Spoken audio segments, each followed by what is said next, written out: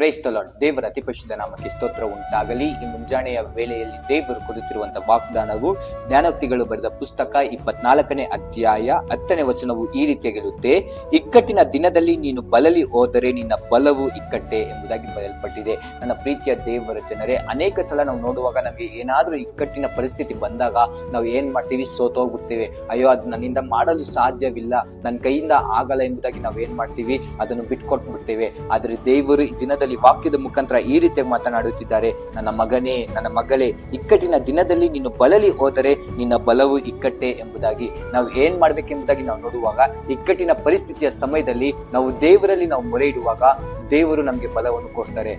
ಇಕ್ಕಟ್ಟಲ್ಲಿ ಸಹಾಯಕನೇ, ನನ್ ದುಃಖದಲ್ಲಿ ಸಂತೋಷವೇ, ನನ್ ಬಲಹೀನ ಸಮಯದಲ್ಲಿ ನನ್ ಬಲವು ನೀನೇ ಅಪ್ಪ, ನನ್ನ ನಂಬಿಕೆಯು ನೀನೇ, ನನ್ ದುರ್ಗವು ನೀನೇ, ನನ್ನ ಆಶ್ರಯ ನೀನೇ ಅಪ್ಪ.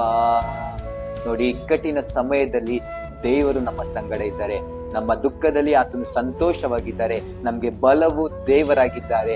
ಆದ ಕಾರಣ ನಾವು ಇಕ್ಕಟ್ಟಿನ ಪರಿಸ್ಥಿತಿಯ ಸಮಯದಲ್ಲಿ ನಾವು ಸೋತು ಹೋಗದ ಹಾಗೆ ನಾವು ದೇವರ ಮೇಲೆ ನಂಬಿಕೆಯಿಂದ ಭರವಸೆದಿಂದ ಇರೋಣ.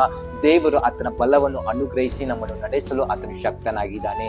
ದೇವರು ನಿಮ್ಮನ್ನು ಆಶೀರ್ವಾದ ಮಾಡಲಿ. God bless you. Have a nice day.